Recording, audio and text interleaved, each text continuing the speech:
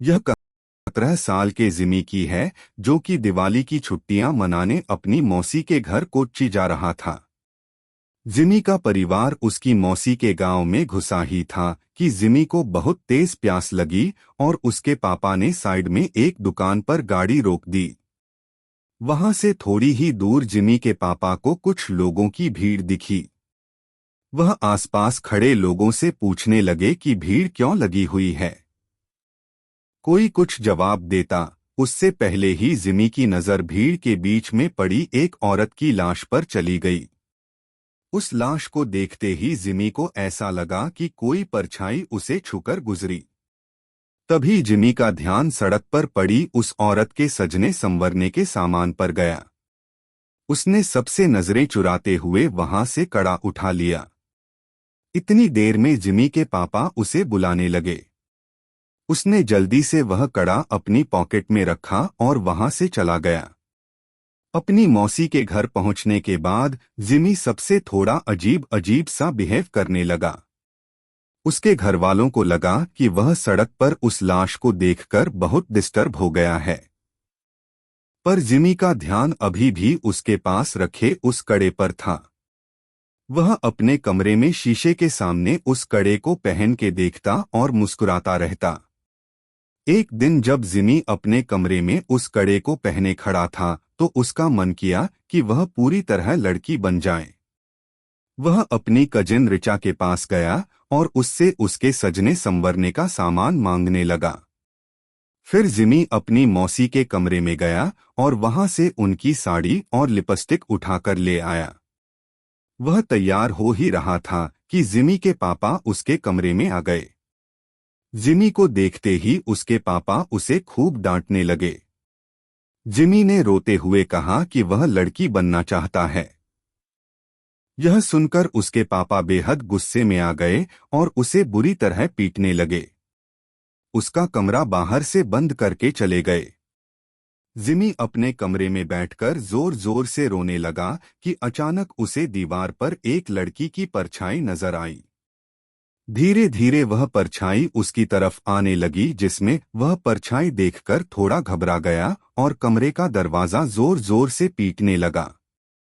पर किसी ने दरवाजा नहीं खोला। उसने मुड़कर देखा तो वहां कोई नहीं था। फिर उसके बेड के नीचे से एक अजीब सी आवाज आने लगी, मानो कोई जिमी को पुकार रहा हो। जिमी ने जैसे ही बेड के नीचे देखा, वहां उसी औरत की लाश पड़ी थी जो उस दिन जिमी को सड़क पर दिखी थी। वह दिखने में बहुत डरावनी लग रही थी।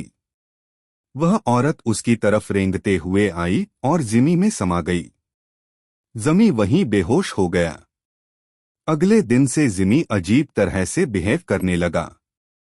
वह अपनी मौसी की साड़ी पहने रहता, लड़कियों की तरह सजता और संवरता और सबको बोलता कि अब से उसका नाम लक्ष्मी है।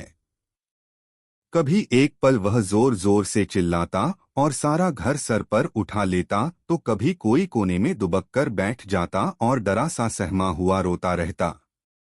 एक दिन रोते रोते उसने अपनी माँ से कहा कि वह लक्ष्मी है और उसे हर जगह शैतान नजर आते हैं जो उसे आकर मार देंगे।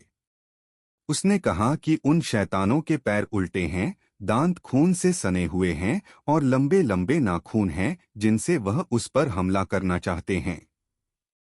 जिमी की हालत दिन ब दिन खराब होती जा रही थी, लेकिन रोज लक्ष्मी बनकर सजता संवरता और अपना कमरा बंद करके नाचता रहता। उसके घरवाले समझ नहीं पा रहे थे कि उसके साथ क्या हुआ है और वह अपने आप को क्यों लक्ष्मी लक्ष्मी कहे जा रहा है।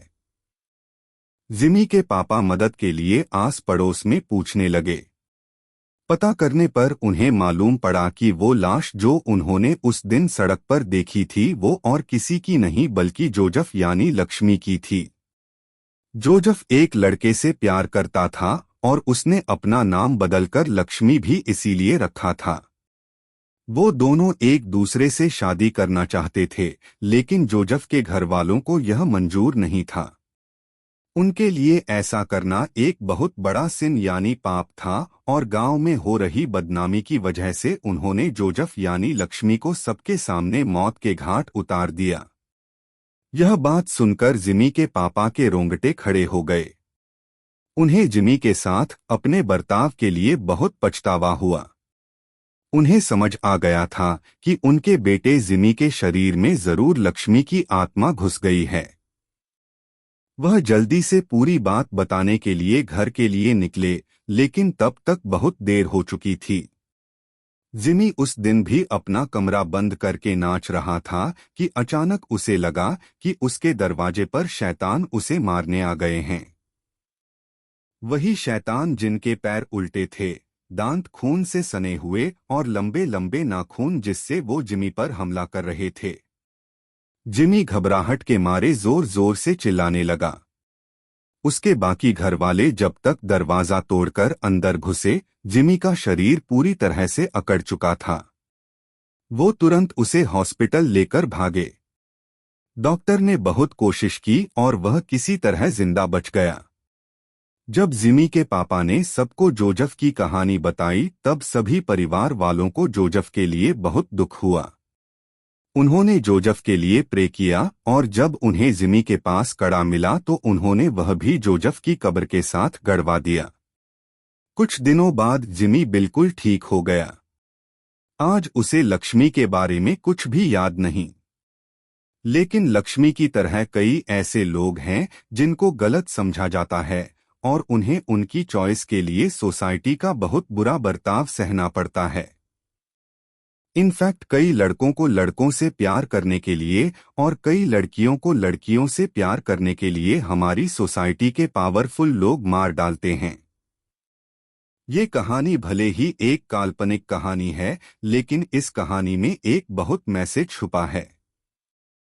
सबको प्यार करने का हक है और हम सभी को हर इंसान के प्यार की रिस्पेक्ट करनी चाहिए। अगर आप हमारी बात से सहमत हैं तो कमेंट में जरूर लिखिए।